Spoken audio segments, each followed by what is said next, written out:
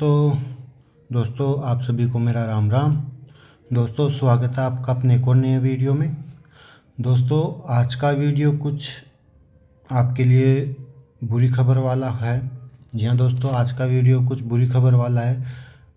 इच्छा तो नहीं थी कि ऐसा वीडियो बनाऊं, लेकिन क्या करें, बनाना ज़रूरी है, मजबूरी है। तो दोस्तों आज की वीडियो में हम बात करेंगे कि 2019 के नोटिफिकेशन में जो एग्ज़ाम पैटर्न था वो क्या था, और 2024 के नोटिफिकेशन में जो एग्ज़ाम पैटर्न है उसमें क्या बदलाव हुआ। तो दोस्तों आप सभी को शायद पता होगा कि इस बार एग्ज़ाम पैटर्न में रेलवे ने, एनटीपीसी ने अपना बदलाव कर दिया है, तो उसी पर हम चर्चा करेंगे।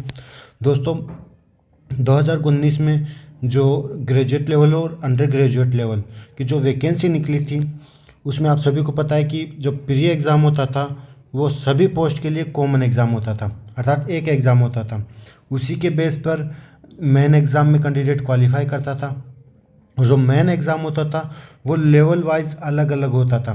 जैसे आप 2019 के नोटिफिकेशन में देखोगे तो आप देख सकते हैं कि जहाँ CBT 2 एग्ज़ाम है वहाँ पर लेवल 2 के लिए यहाँ पर सीधा सीधा दे रखा है common for all post level 2, अर्थात लेवल 2 के लिए अलग एग्ज़ाम था। उसी प्रकार लेवल 3 के लिए अलग एग्ज़ाम था।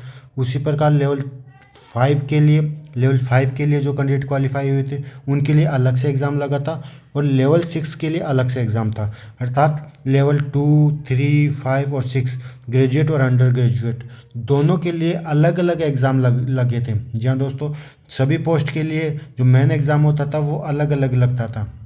लेकिन इस बार जो रेलवे ने नोटिफिकेशन जारी किया है 2024 वाला, उसमें इन्होंने बदलाव कर दिया है।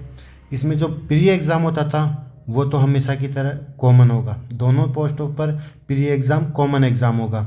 लेकिन जो मेन एग्ज़ाम है उसमें इन्होंने बदलाव कर दिया है। इस बार जो मेन एग्ज़ाम होगा वो सभी पोस्टों के लिए कॉमन होगा। जी हाँ दोस्तों, common for all post, graduation level के लिए भी और अंडर ग्रेजुएट लेवल के लिए भी एक ही एग्ज़ाम होगा। अब अर्थात लेवल 2 और लेवल 3 के लिए अलग अलग ना होकर एक ही एग्ज़ाम होगा। उसी प्रकार लेवल और 5 और 6 के लिए भी अलग अलग ना होकर एक ही एग्ज़ाम होगा। तो इससे अब कैंडिडेट को नुकसान क्या है? तो दोस्तों इससे कैंडिडेट को ये नुकसान है कि जो पिछली बार जैसे मान लो आपने प्री एग्ज़ाम पास कर लिया और आप मेन एग्ज़ाम के लिए पहुंच गए, तो मान लो आपने किसी भी तीन लेवल पे पास कर लिया। मान लो आपने लेवल 3 का एग्ज़ाम पास कर लिया, लेवल 2 का और लेवल 5 का एग्ज़ाम पास कर लिया, और लेवल 6 के एग्ज़ाम में आप फेल हो गए। तो दोस्तों आपको मेन एग्ज़ाम के लिए तीनों में 3 बार मौके मिलेंगे, 3 चांस मिलेंगे एग्ज़ाम देने के लिए। तो मान लो आपका बाय चांस पहला एग्ज़ाम था लेवल 5 का एग्ज़ाम आपका बिगड़ गया तो आप उसमें फ़ेल हो गए। लेकिन उसमें फ़ेल होने के बाद आपको 2 चांस और मिलते थे, लेवल 2 और लेवल 3 में, दोनों के अलग अलग एग्ज़ाम। अगर दोनों में से भी मान लो आपने एग्ज़ाम दिया, आपका एग्ज़ाम अच्छा हुआ, किसी की कट ऑफ अच्छी हुई, किसी की कम हुई, तो मान लो आप लेवल 3 के लिए फ़ेल हो गए, कट ऑफ मेरिट में रह गए, फिर भी आप लेवल 2 का चांस था, मान लो आप लेवल 2 में पास हो गए। तो इस प्रकार से मतलब आप 3 एग्ज़ाम दिया, आपने 3 में से आप 2 में फेल होते हो, तो कम से कम आप एक एग्ज़ाम तो इस बार मतलब क्वालिफाई कर लेते थे। जैसे मेरा मैं बताऊं तो मेरा भी पहला एग्ज़ाम बिगड़ गया था लेवल 5 का, तो उसमें मैं क्वालिफाई नहीं कर पाया। तो उसके बाद मेरा फिर अपने आप को मैंने संभाला, क्योंकि घबराहट में बिगड़ जाता है पेपर। फिर मैंने दूसरे दिन लेवल 3 का एग्ज़ाम था वो मैंने दिया, वो मेरा अच्छा हुआ। और फिर तीसरे दिन लेवल 2 का एग्ज़ाम था, वो भी मेरा अच्छा हुआ था। तो मैं जो मेरा एग्ज़ाम था तो मैं लेवल 2 और लेवल 3 में दोनों में क्वालिफाई कर गया था, लेकिन लेवल 5 में मैं डिसक्वालीफाई था, क्योंकि मुझे 3 चांस मिले थे मेन के लिए। तो इस बार वो रेलवे ने वो सिस्टम हटा दिया है।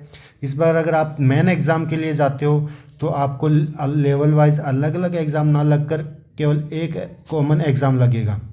तो अगर आपका जो ये कॉमन एग्ज़ाम लगेगा, अगर ये आपका अच्छा हुआ तो ठीक है, आप पास हो जाओगे।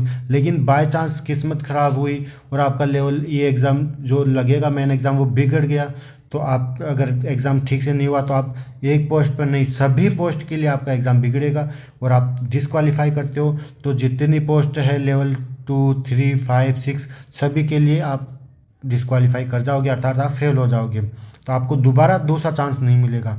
तो ये कैंडिडेट के लिए बहुत ही बुरी खबर है, बहुत ही दुखद खबर है कि अब उनको मात्र मेन एग्ज़ाम के लिए केवल एक चांस मिलेगा। इसी एक चांस में उनको अपना सब कुछ करना है, क्वालिफाई करना है। अगर वो चांस बिगड़ गया तो आप मेन एग्ज़ाम के लिए अनक्वालिफाई हो जाओगे मेरिट के लिए। तो दोस्तों, जो ये रेलवे का नोटिस आया था अभी 2024 वाला, तो ये रेलवे ने अपने नोटिफिकेशन में बदलाव किया है, जो बहुत ही बड़ा बदलाव है। और जो कैंडिडेट रेलवे की तैयारी कर रहे हैं उनके लिए ये बहुत ही बुरी खबर है। बहुत ही दुखी होने की बात है कि अब उनको अलग अलग चांस ना मिलकर केवल एक चांस मिलेगा। तो दोस्तों, बस आज की वीडियो में यही बता रहा था। तो वीडियो आपको कैसा लगा कमेंट करके ज़रूर बताइए, और वीडियो आपको अच्छा लगे तो प्लीज़ चैनल को लाइक कीजिए, शेयर कीजिए और सब्सक्राइब कीजिए। थैंक यू, धन्यवाद, राम राम।